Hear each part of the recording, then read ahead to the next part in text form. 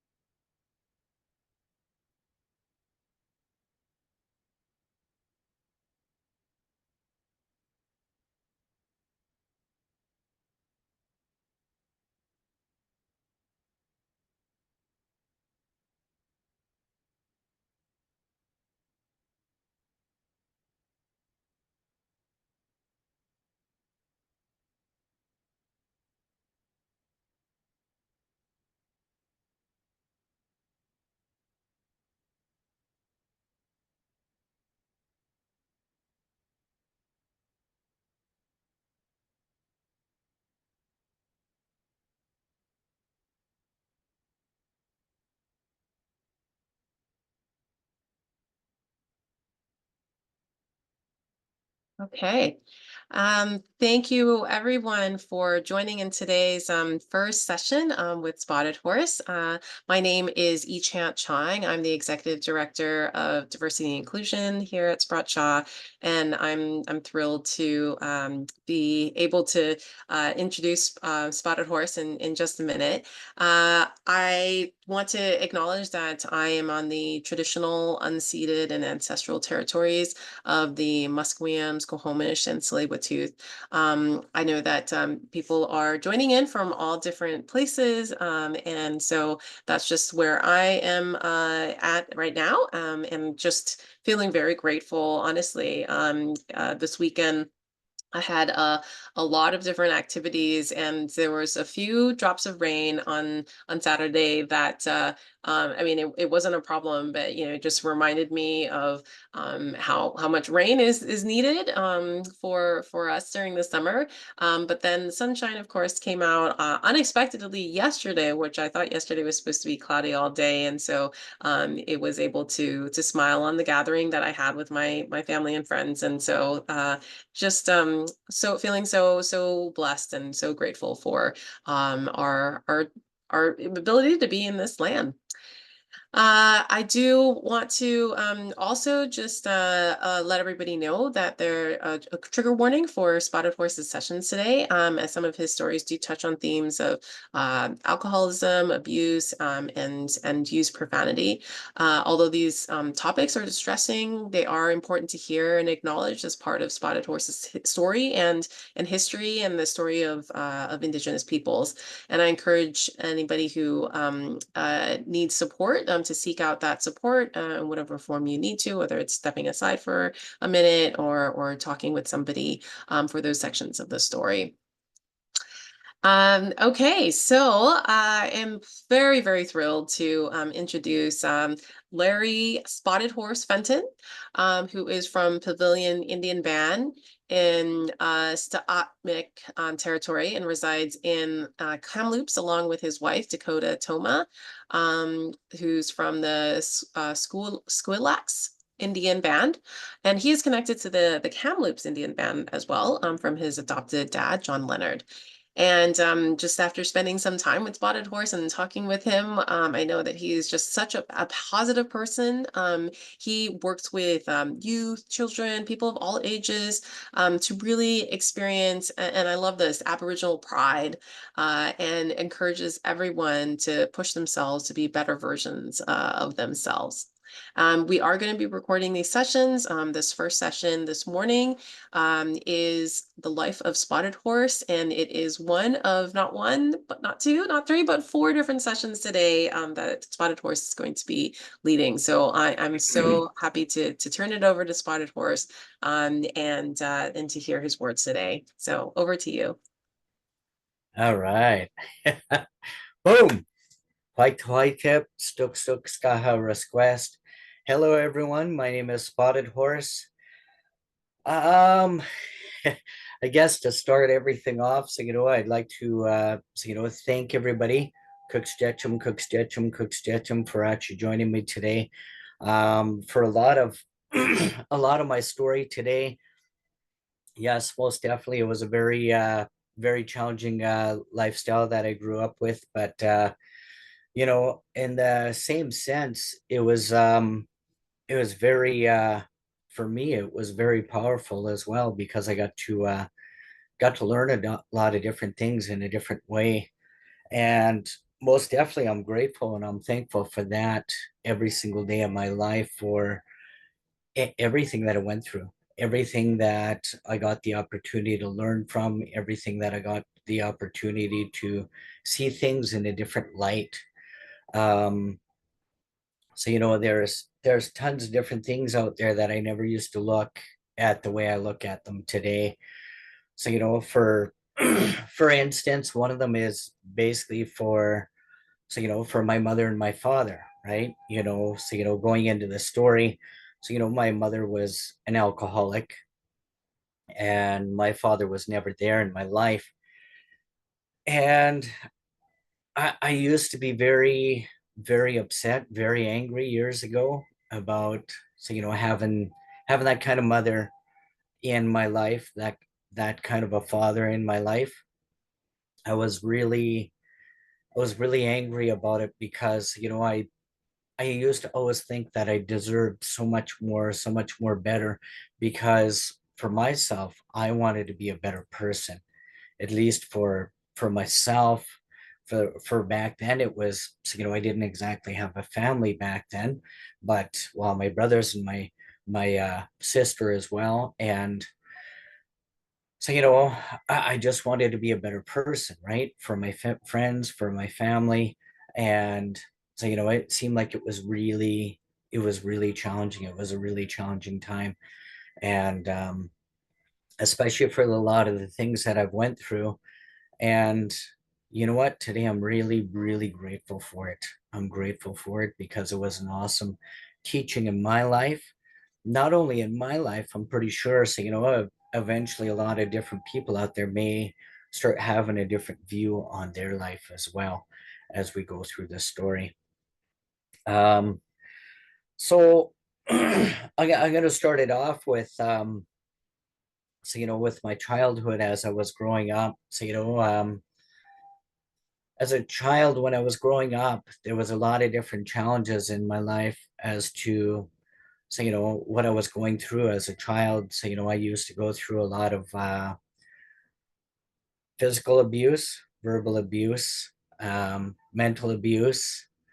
Um, when I went through a lot of those, they were very challenging times in my life.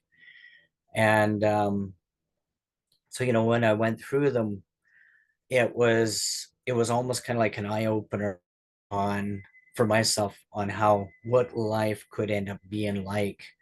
Throughout the rest of my life and what I thought it could end up being like. And when I went through a lot of these things as a child, I used to I guess you would say for me it was almost kind of like a real fast learning. I had to learn really fast what I wasn't able to do, what I wasn't able to say. Um, some of the biggest reasons why is because, if you out there, if you actually been in, I guess you would say an abusive family, right? You do something wrong and something comes back at you, right? You get hit, back then it was spanked, right? And, it used to happen quite often throughout my life. a lot of this stuff, it happened a lot. And I right away I started learning, oh, okay, well, I can't do this, I can't do that. And not only that, when I was growing up, my mother used to so, she used to actually still teach me a lot of good things out there in life. My life wasn't exactly all bad. It was definitely challenging, right? But so, my mother used to bring us down to the river just about every summer. We used to actually go down there and we used to go fishing. And when we used to go down there and we used to go fishing, um, I had to go. There was, no ifs, ands, or buts. My mom always brought us all the time. She brought us down, brought me and my other two brothers. We always had to go because this was our way of life. We actually had to learn this kind of stuff, right? And I'm grateful to be able to have that opportunity to be able to learn. So, to go down the river, to be able to go down there and go fishing. I've actually learned how to hang dry salmon as well. When I was down there, I took the time to actually sit down with my mother, and I actually learned how to do the cutting of the salmon. And when I did that,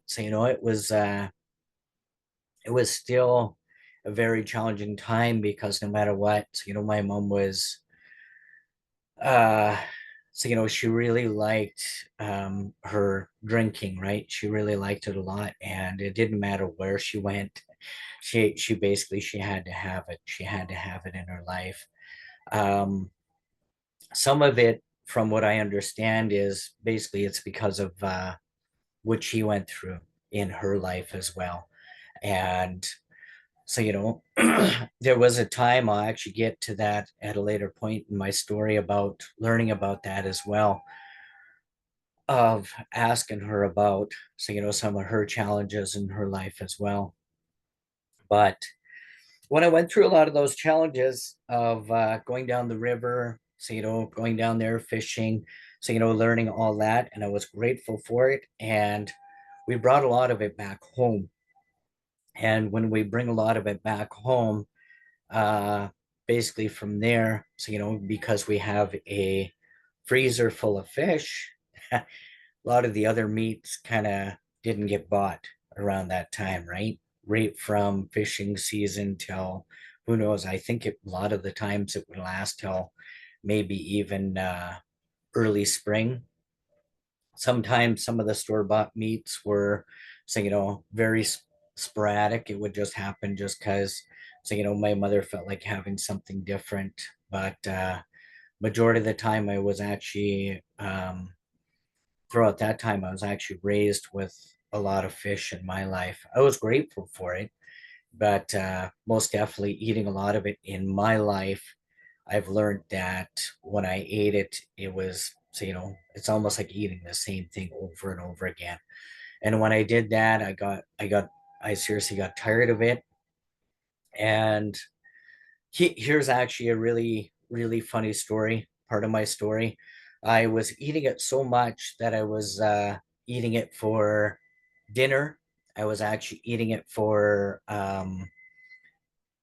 lunch, for even for breakfast some mornings, right? It's basically because back then we never really had a lot of the other foods that were, I guess, out in the stores to buy. And there was a time, my mother asked me at one point in time when I was actually eating, and I think I was eating it for breakfast, and she actually comes up to me and she goes, Lair. She used to call me Lair. So called me Lair for short, for my name. I grew up, with the different name, the given name from society, Larry Fenton. And she used to call me Lair. And she goes, "You getting tired of eating fish and rice?"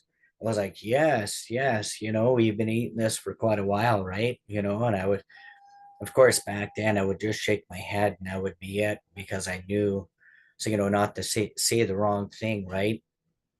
But I would still just shake my head. And she goes, okay, well, if you're getting tired of eating fish and rice, we can change up the menu. I was like, oh my God, I was thinking, and I was really excited about this, right? And I thought it was going to be amazing of what she was going to let us know what we're going to have for lunch, right? And she goes, so if you're getting tired of eating fish and rice, we're going to change up the menu. For lunch, we're going to have rice and fish. So it's just changing the two words around. And I was like, oh my God. It was like, oh, okay. So really, I actually, learned a lot about, accepting of where I was at as well in my life. Um, when I went through a lot of the things in my life, it was learning about, uh, I guess you could say a lot of my learned life skills from her was learning how to keep a clean house, learning how to, so I guess you could say cook the basics, right? Learning how to, look after myself as well. And a lot of the times, if I didn't do that properly, right, I would get punished for it. I would actually, my mom would get really upset and she would punish me for it. She would like spank me for it. She would hit me. She would get mad at me. She would yell at me. And I learned from it. And then my father, so, I knew of him. I knew, um, I knew where he lived. I knew where he was from. He's actually from Clinton. Um, my father, his name is Happy. A lot of people always called him Happy. His name was Larry Joseph Fletcher is his real name, but a lot of people know him as Happy. And my mother is Elaine Rose Fenton. Um, now I consider her life as an amazing life, an amazing story as well for what she went through in her life, and getting the opportunity to learn a lot of different things of what she went through. So, going along with that, and so talking about my childhood and a lot of the different things that I went through as I was growing up. So, one of the stories of what I'm going to bring up, so, from what I remember as I was growing up, um, it was actually in high school. I basically, so, from there, I remember this one time it actually stuck in my head because of how powerful it was and a lot of the things of what I went through. And not only that, so, I want to bring up a lot of different things because this is the reason why I actually want to get this story out and be able to get into talking about it because there's so many other opportunities that are just like this story, even from when I was a little child. So, a lot of my abuse ended up happening a lot of the times, and receiving it was really powerful. So, it was like a powerful statement in my mind and in my head. And having me to remember something like that actually put a lot of triggers in my head for, so, I guess you could say self-doubt. So, it brought me down and it actually gave me a lot of challenges in my life. But most definitely, um, for what I actually went through and what I experienced, I went through high school, and this one time I went to school and I actually had some homework that I completed the night before. And when I completed it, I sat there and I was so excited about it. I was so excited about completing it. So I went and I brought it home, and my mother was actually having a party, was having a party that night. I can't quite remember what night it was. I think it was like Monday night or whatever. And so sure enough, so, there was a party in my house, and so I knew that there was a party. So I sat there and I thought, okay, well, I'm going to grab this homework. I'm going to put it by her bedside so I can show her a lot of my pride about getting my homework done and having this. So as you can tell, it was, so, my early years in high school, because, after a while, once you actually get up there, a lot of teenagers, they don't really, show their parents their work. They just do it and they just get on with life, right? So I was proud of it. I was proud to be able to get it done.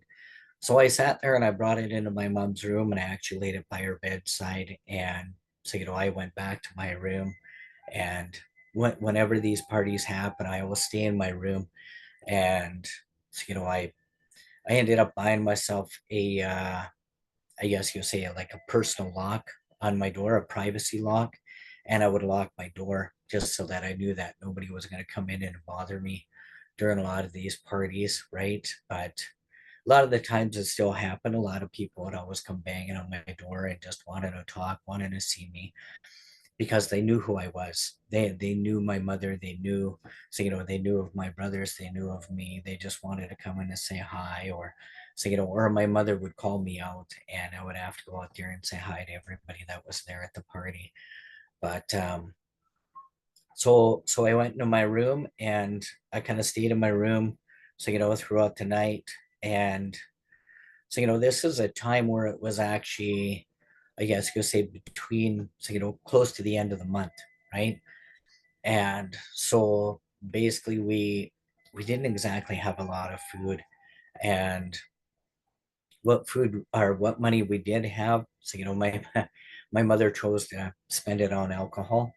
And so I sat there and I went to sleep that night. So, listening to the party and smelling the cigarettes, smelling the alcohol, smelling the booze, right?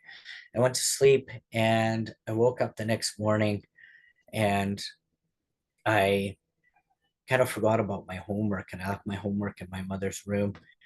So I sat there and I kind of got up, got myself all ready to go to school. I went into the kitchen. So, my mother was passed out on the couch. I went into the kitchen to go and grab something to eat.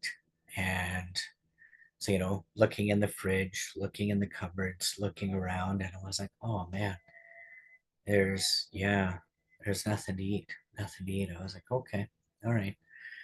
So when times like this would happen, I learned to, so, I guess you could say, be acceptful for what's going on in my life. And so I sat there and I thought, okay, well, I'm gonna go to school. And back then they had the what they call Aboriginal education workers, but back then they called them First Nation support workers, right? And so I kind of hope that maybe they might have something, maybe like a cereal bar, granola bar, whatever it is, right? Something that I could eat.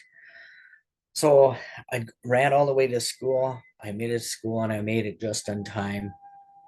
And I didn't have time to go and see the First Nation support worker. So I went straight to my class. I get to my class and I'm like there with all my books, my binders, and stuff like that. And as I get to class, my teacher was like, all right, remember yesterday I told every single one of you, you had to get your homework done, you had to have it complete, and you had to have it with you today. And after he said that, I sat there, I was like, yes, it's done. Yes, I don't have it. I was like, oh man. I sat there and I started flipping through my binder, sitting there with, so, a blank mind, and I couldn't think right then and there. And he went around the class, talked with everybody that forgot their homework. He came up to me and he started talking to me. And he goes, so, Larry, you forgot your homework. Where is your homework? I said, it's at home. Um, I'm pretty sure I got it in my room. It's at home. I have it done. I have it done. And he goes, well, I'm going to send you home. I'm going to send you home to go and grab your homework because I asked you to have it here and I asked you to have it here today to make sure it was complete and make sure it was done. I was like, yes, I can do that. I can do that. And he goes, and I'm going to give you like an hour. to get all the way home, get your homework, come on back. And I had this class for, I guess you'll say, for this block, and I had him in another block. So he wasn't, so, worried about possibly not seeing me the next block because I had him in the next block as well. And so he goes, all right, I'm going to give you this time to actually run home to go and get it. I live fairly close to the school, but I sat there and I was like, okay, I'm going to have to look for it. I don't know where it is. So I right away thought in my head, okay, as soon as I get out of the school, I got to run, I got to run, I got to run, I got to run because I don't have much time because I don't exactly have a vehicle to get back home. I don't have, right? So as soon as I rushed all the way down, I walked really fast because you couldn't run into school halls. I walked really fast to my locker. I sat there and I had to, so, I think put the rest of my books in there just in case. And I grabbed my jacket and I started literally running out the door. I ran out the door. I ran all the way to my house. And in a panic, I thought, okay, I got to remember where the hell is my homework? Where's my homework? Where's my homework? So I couldn't think about it because of everything that was going on. I didn't have a chance to eat. So my mind was just, it was all over. It was all over. So I sat there, I started, so, tearing things up in my room. I looked at my desk at my house. I looked under my bed. I looked like literally everywhere in my bedroom because I thought it should have been there. And so I sat there and I thought, okay, well, it might be in the living room. I might have actually forgot it out there. So I went and I started walking out there, and my mother, she had passed out in the living room and she was sleeping on the couch. And I was like, oh man, oh man. Okay, I got to sneak around. I started sneaking around. I started walking around, looking around, trying to find it. And so, she was passed out. So I sat there and I was like, oh, okay, I can't find it. And sure enough, I made a little bit of a noise. She was almost waking up. I was like, oh man. So I quickly, so, fast walked, kind of tiptoed right back to my room. And I was like, damn, it's not there. Where is it? Where did I forget it? Where did I leave it? And I kept thinking, thinking, thinking. And throughout that time, by the time I actually thought I was going to be able to remember it, but the phone rang at my house. I, I sat there and I was like, oh my God, oh my God, oh my God. Who's phone at my house? Who's phone at my house? And why? And we had the two phones, right? We had one in, so, in the living room and one in my mother's room. And I could hear the phone ring and I was like, oh man, please don't be in my school. Please don't be in my school. And looking at the time, I realized that my hour was basically up. And that's a reason why my teacher was calling. And so I sat there, I kept thinking to myself, I was like, oh man, please don't be my teacher. Please don't be my teacher. Please don't be my teacher. And it woke my mother up. My mother, she sat there and she came to and she got up and she actually started, so, like, so, everybody that wakes up with a hangover, so, still a little bit intoxicated. She woke up, she staggered around for a little bit. She was like, somebody gonna answer the phone? And I sat there and I stayed quiet. She goes, oh, they went to school. They went to school. And she was talking to herself, right? I was like, oh man, oh man. Oh no. And she's going to answer the phone. She's going to answer. She's going to get it. She walked over and she picked up the phone. And right away, she was like, hello. She was like really loud, right? And I could hear and I was able to tell that it was my teacher on the phone. And he sat there and he started talking to me and asking me. And she was like, what? Larry? Larry should be there at school already. Yeah, he has his homework. He does his homework. He does it all the time. He's not there at the school. All right, I'm gonna go and wake him up. I'm gonna wake him up. And she slammed down the phone. She was like, so yeah, I could tell that she was starting to get livid, really mad, really angry. And she sat there and she right away, Larry. And I was like, oh man, quivering in my voice. And I was like, oh no, no, no, no, no. Yes, mom, yes. And she was like, I thought you were at school. I was like, Mom, I was at school. I was at school. I made it to school. I just came back. I had to come and grab my homework. And she was like, Come here, I want to talk to you. And I was like, oh man, this is not gonna be good. I sat there and I came out of my room and I walked in the living room and all was right off the bat. She sat there and she was like, You were always supposed to remember your homework. You're not supposed to come back home when you're actually at school.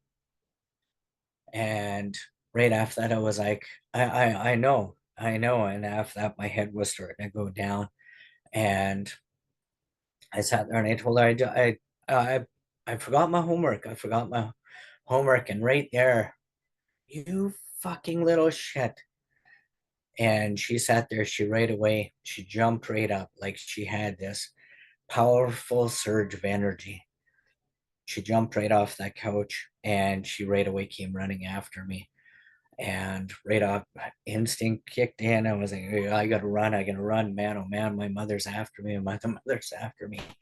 And she sat there, she was yelling, You're not supposed to forget your homework. You're not supposed to be late for school. You're supposed to be at school all day, and you're supposed to always fucking be there.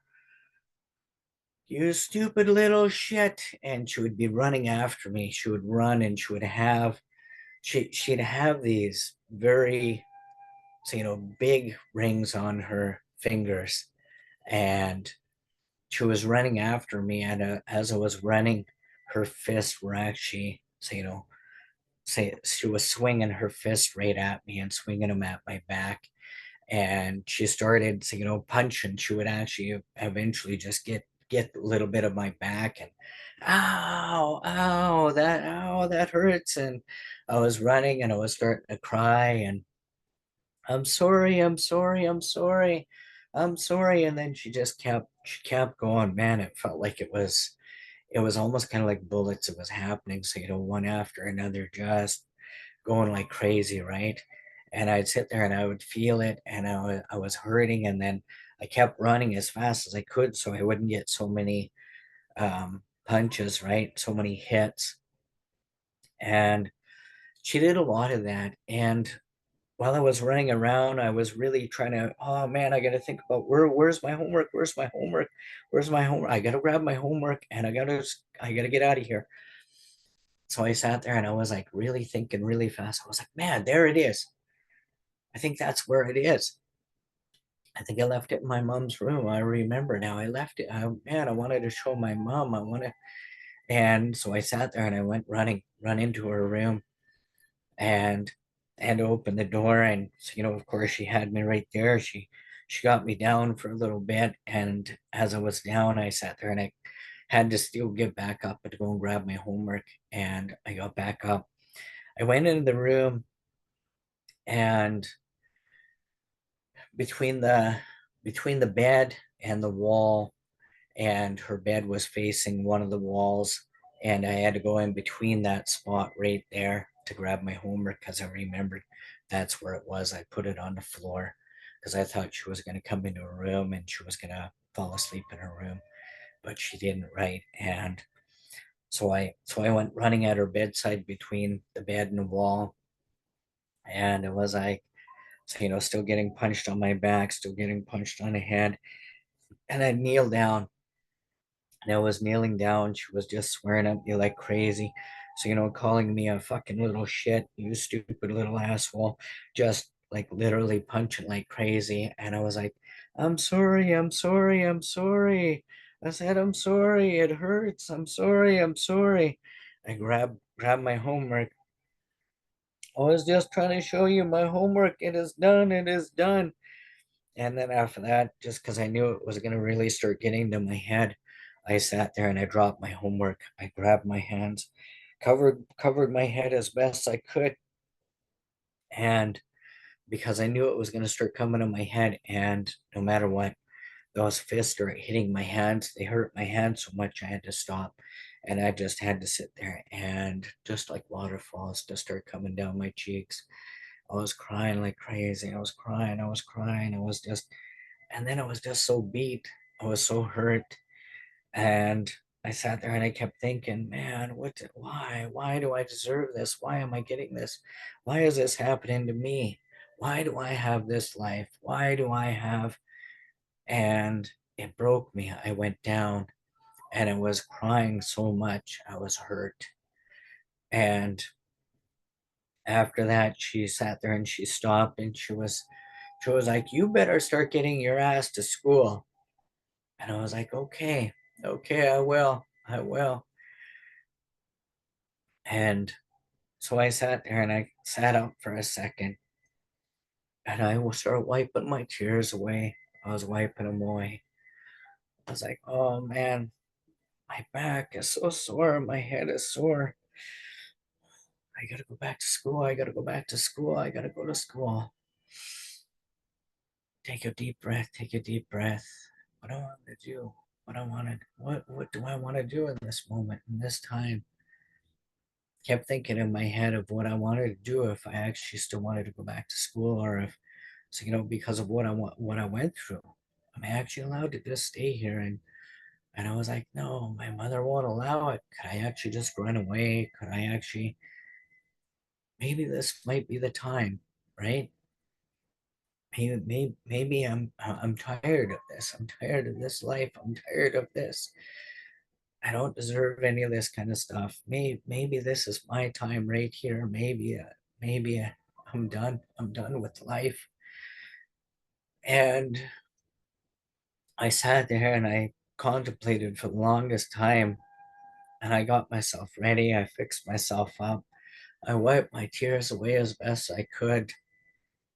I tried opening my eyes. I went to the washroom, washed up as best I could, and I could hear my mom still swearing from the living room. She was literally still swearing at me, still telling me to get the F to school. Get the fuck to school right now, or else you're gonna get a lot more than what I just gave you. I was like, what? She was like, where is that belt? Where is that belt? I was like, oh man, I'm going, mom. I'm going. I'm going.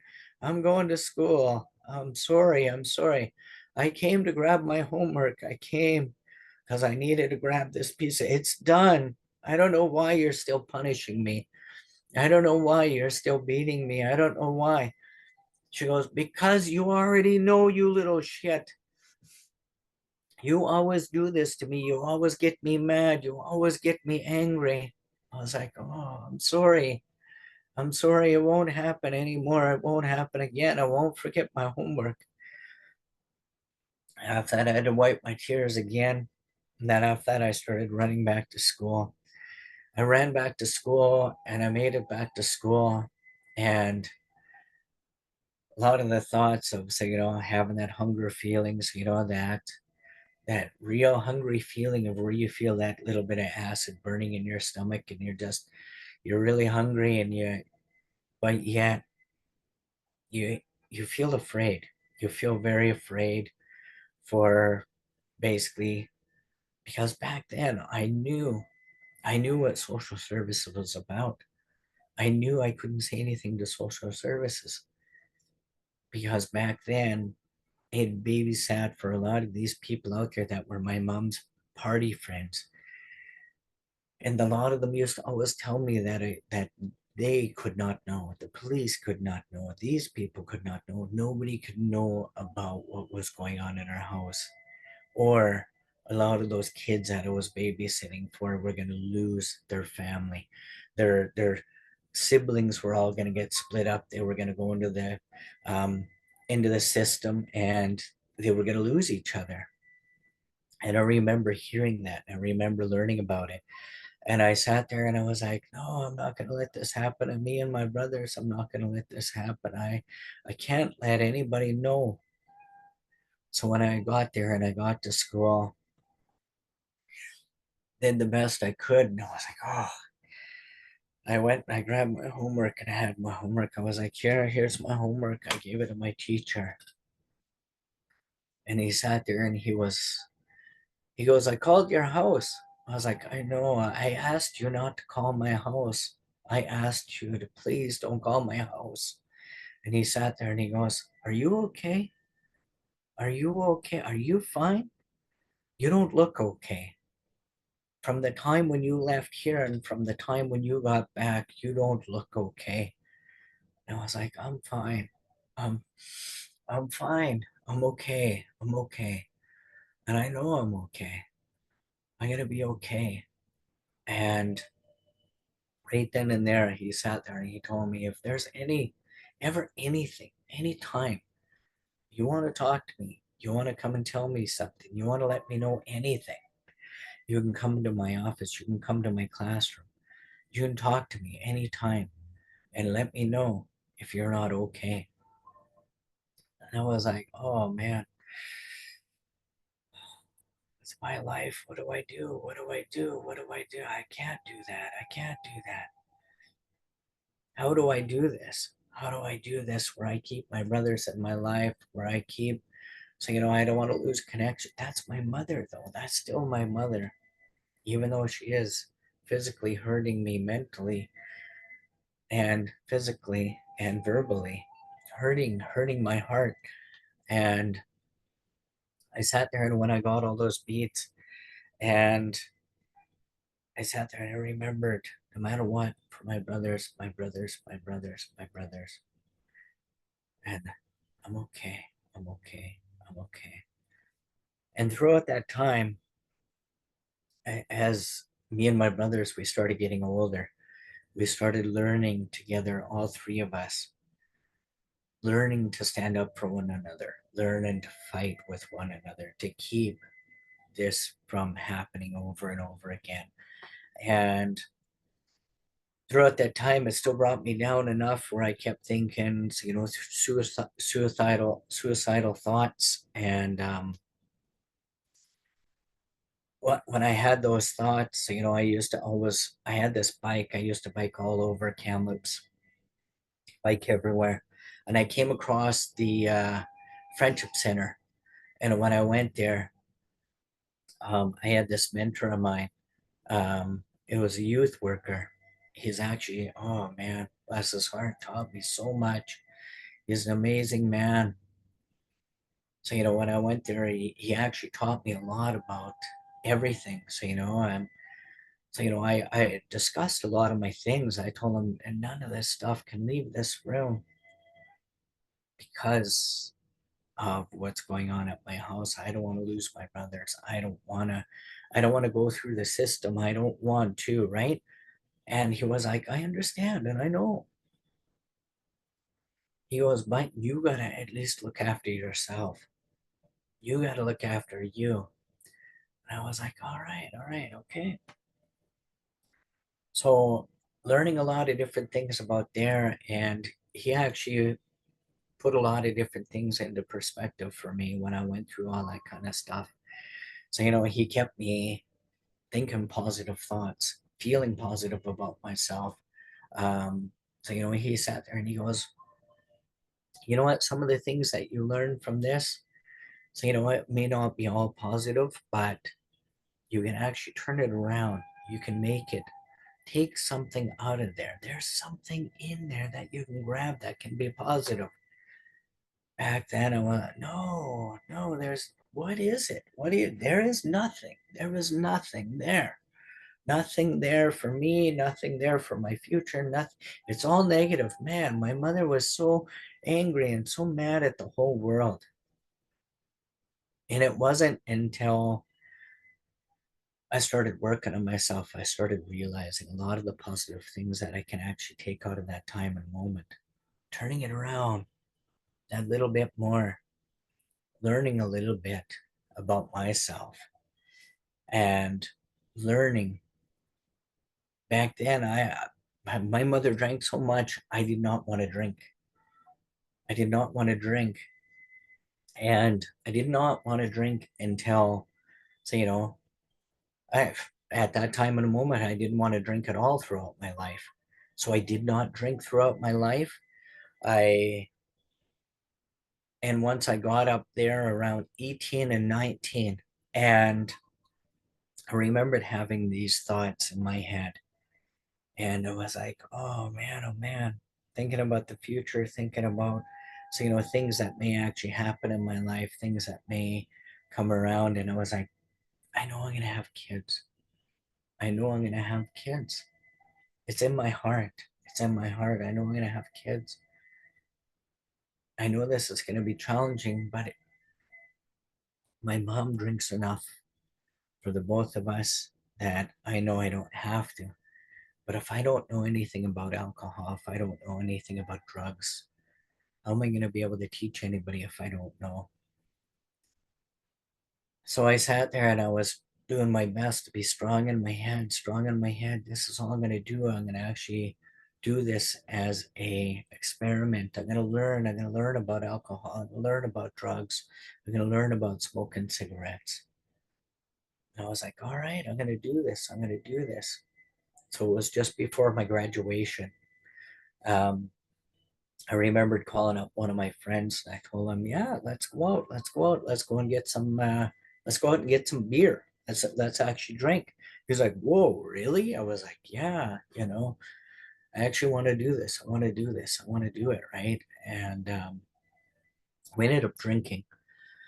And, so, we drank, and, I ended up getting, so, going through the experiences of being drunk, being intoxicated, and so, learning about that, having that in my head at the same time, thinking at the same time, this is a learning experience. This is a learning experience. I'm learning about this, learning about what it does to my body, what it does to how I feel, how I interpret, and how I actually talk to other people, what I'm actually like this, right? And I remembered always thinking about it all the time when I was, so, drinking. And I sat there and I says, man, I gotta try cigarettes. I gotta try cigarettes. Let's go out. Let's buy a pack of smokes. We bought smokes. And as we're drinking, so, I'd sit there and I'd have a smoke. I'd have a cigarette, right? And when I would have the cigarettes and I'd be drinking and stuff like that, and I'd remember the same thoughts. I can remember what this does. What does it feel like? What does it feel like to have this? What does it feel like to have that? and I would always put it in my head as to how it would feel. And then I thought about a lot of other different things. Well, I'm gonna have to try drugs. And I was like, I'm not gonna try anything very, very dangerous. I'm just gonna try marijuana. I'm gonna try marijuana. So I tried marijuana. I smoked marijuana, I smoked pot, and I got the experience from it. I learned about what it was, what it made me feel like, what it made me do, right? And then throughout that time when I was actually going through a lot of that, I ended up meeting my first partner in my life. We ended up together, and we ended up together, so, and so we were really happy. We ended up having a baby. And when she was pregnant, I was like, I'm gonna support. I want to be the supportive person to be able to be there. And so, I know you're pregnant. I don't have to drink. I don't have to drink. I don't have to smoke. I don't have to do drugs. And so throughout that time, I I quit, right? And then our son was born. And when our son was born, I remember thinking in my head, I was like, man, I remember this when I was a teenager, that I was gonna have kids, and I did not want to drink because I grew up with that life. I grew up with that lifestyle, right? So I sat there and I thought, okay, I'm not going to drink. I'm not going to drink. And right from there, I, her sister came up to me and she said she is having a housewarming party. I said, yes. All right, cool. You know what? I'm going to try it. I'm going to test it out. Tested it out, drank throughout that night, woke up the next morning, ton of bricks just hit me. Boom. And I sat there and I was like, no, this is not it. This is not it. This is not my life. I'm done. I'm done. I went and I told my partner at the time, I went and I picked up my son, held him in my arms, and I promised him, right, for as long as you live, I'm never going to drink ever again. And I did that with all my kids. And I have 3 kids, I have 2 stepsons. It is that strong. And I do not drink. don't do drugs, it's all because of my kids. And that's how strong it is right now. I really gone through a lot of different lessons from there as well. Um, yeah, it's been an amazing experience, amazing life, an amazing thing to actually learn about. Um, with my kids, once they actually got to that age of actually learning about certain things, I actually sat them down. I had a talk with them. I let them know about birds and the bees, about drugs and alcohol, about cigarettes, about what I could. And I taught it to them as much as I could. And I told them, you know what? So, if you're going to do it, you're going to do it. Just let me know. Let me know. And I'm okay with it, because there's no point in me trying to keep it away from you if you're just going to all of a sudden go around my back and do it anyway. So I want to have an open connection with you. I want to be able to communicate with you. And right now, being honest, it is very effective. My kids don't drink. My maybe they do. They just they literally socially, right? And it's not where they're, so they don't recognize themselves. They do it just to be a part of whatever's going on, and they're not crazy about it or anything like that. They don't smoke, right? They don't do drugs, right? And I'm very grateful for that. Really grateful to have that in my life for sure. Yes. Thank you so much, Spotted Horse, for sharing the very powerful story of your life and sharing how you changed the narrative of your mother and your father's legacy, and how you're working so hard to be a different kind of parent to your kids and step kids. Yes. Yeah, and I want to invite anybody who has questions to put it into the chat at this time, and we can make sure that Spotted Horse gets those. If I can start off with a question myself, which is just really. I feel like this one of the many lessons that you've shared is really having that mindset of like, this is what I don't want, right? Yep. From my mother and my father. Yes. And I want to change that going forward. And how do you find the strength and the resilience to do that? Oh man. For me, of course, it was my kids, right? Um, right off the bat, it was because of that promise I made to my kids, right? When I promised them I wasn't gonna drink, I wasn't gonna do drugs, I wasn't gonna do this, right? And at the same time, it was basically because I put it within myself, right? And I sat there and I remembered when I was a teenager, like I said, right? I did not want to be an alcoholic. I did not want to be a parent that was never there. And now, so, I don't drink, I don't do drugs. So, what? And I'm there for my kids all the time. My kids, so, I still got, so, my oldest one probably 5 years ago just finally just moved out. And I still got my second oldest still living with me. She's going to TRU doing amazing things with art. And I'm so proud of that. And so, all my kids are all a part of my life no matter what. And I just love it. It's so great to be able to make that change. Thank you. Yeah, that's wonderful. Yes. Okay, Manu had a question, which is, if there's one piece of advice you would give to the younger version of yourself, what would it be? Oh man. Oh, all my experiences, you know what? I don't regret any of them at all, because it was a life learning experience of everything that I went through.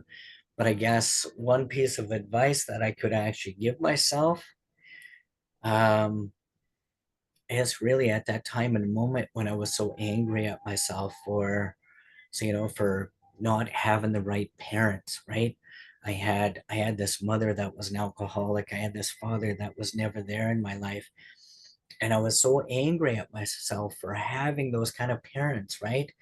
And meanwhile, it wasn't up to me.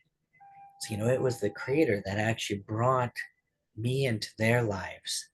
And most definitely, that's what the Creator brought into my life was my kids, right? Ever so grateful for that. I guess you'll say right there was just, so, having that regret of having those parents. But now I, I love the fact that I had those parents because they taught me so much. Mm, And I sit there and I turned their life experience around the whole way so that I could actually see positive in it and I could put positive out there. Right? mm. Yes. That's just amazing for me to hear how you went from regretting your parents to loving that Yes. experience and incorporating that as part of who you are. I think that's in line with some of the research from Iris Mouse at UC Berkeley, she's a psychologist who teaches acceptance as one of the main emotional regulation pieces. It's just like actually if you just accept the Yep. emotions, accept things that happen to you, that actually helps strengthen your resolve and your resilience. So yeah. Yes.